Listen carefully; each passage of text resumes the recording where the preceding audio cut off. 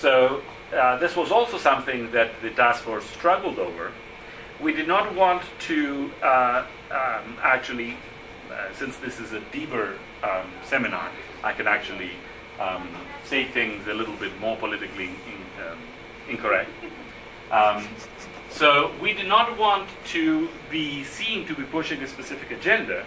So the thing that we actually said is we said that that the same way that scientists build on prior research in order to extend knowledge,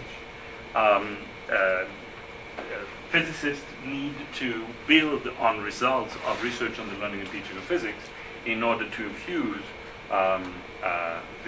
in order to look at their practice and to be able to make to provide evidence for the effectiveness of teaching. It is very important to provide experiences for teachers that integrate content, pedagogy, and practice with reflection. And that is something that we find, we feel that if all teaching at the university level integrates the subject matter content knowledge with pedagogical content knowledge that is appropriate for that subject matter, and is sort of grounded in the context of teaching, will allow prospective teachers to experience what it means to teach in this way, so that since we teach the way in which we have been taught, it is more likely that that is going to happen at the pre-college classroom. We need to develop professional learning communities for teachers, and by here teachers would not just mean K-12 teachers, we mean K-20 teachers. And so imagine having university faculty and elementary teachers working side by side to think about issues of practice in teaching physics, the developmentally appropriate physics in each case, and to be able to struggle as educators next to one another. We propose to states that states replace general science certification. Colorado is one of those states. So we propose that Colorado replace general science certification with subject-specific endorsement.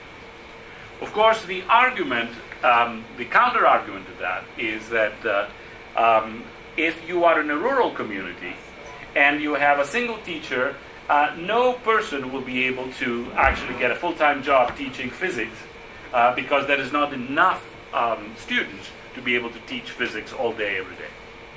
And so what we are suggesting is that states work with universities to be able to develop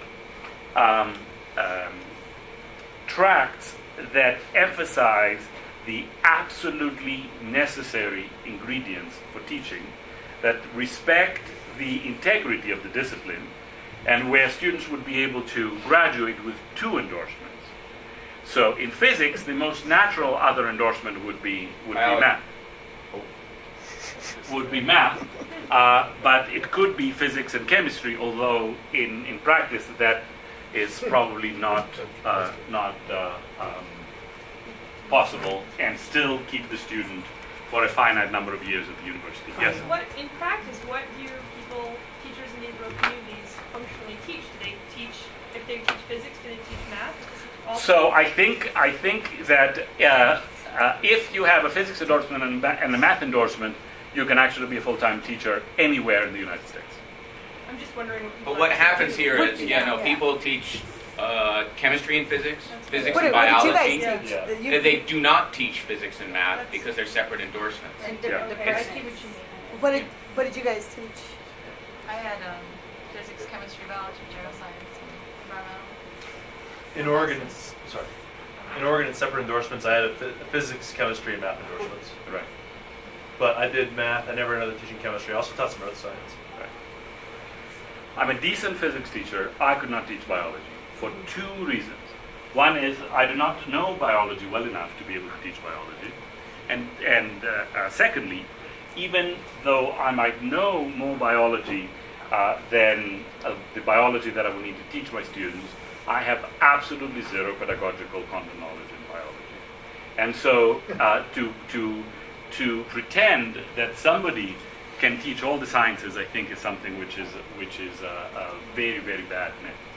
Well, I mean, even biology it's worse than that because Right. biology is a much bigger discipline in the sense that whereas there's a single physics department, there are at least 4 biology departments on this campus. And people who are trained in environmental ecology cannot teach molecular biology, molecular cell Right. in general. And most teachers come from ecology backgrounds, not from molecular biology backgrounds. I mean, that's part of what CD Teach is about. We try to get people from molecular biology departments to go into teaching. Right? So you become, there's a reason why there's 1 chemistry department, 1 physics department, and 4 biology departments. Right. Yeah, but it's split. Physicists are 4 times as productive. Not that anyone could discern.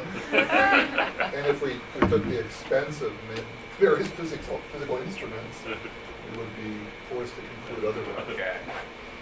So another recommendation is that accreditation should be based on subject-specific teacher preparation.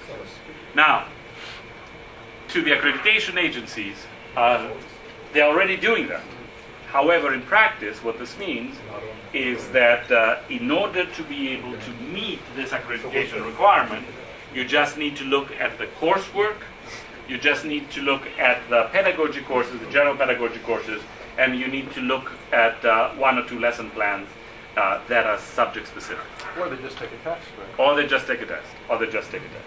And so what we're proposing is for accreditation agencies to really concentrate how would one assess subject matter pedagogical content knowledge. Because there's another group scheduled to come in here in a little bit, we're going to have to start wrapping it up in about What time do we have to be out of here? 4:15? a few minutes ago.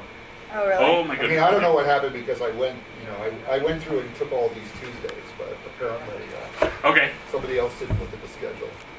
So the final, let me see, the last 3 recommendations after here, I will just flash over. But I think that this is something which is profoundly important for you. And that is that traditionally and for historical reasons, physics education researchers have concentrated in college physics. And what we would like a new research agenda for PER folks to be able to look at issues of teacher quality, to look at issues of scholarly preparation, scholarly work in preparation, the connection between preparation of teachers and student achievement. So what we can do is we can move over to this other room that's right around the corner. For And questions? I'll do that right now. Okay, let's do that. And you can do that. Okay. Please stick with us so you can ask questions. I got a question.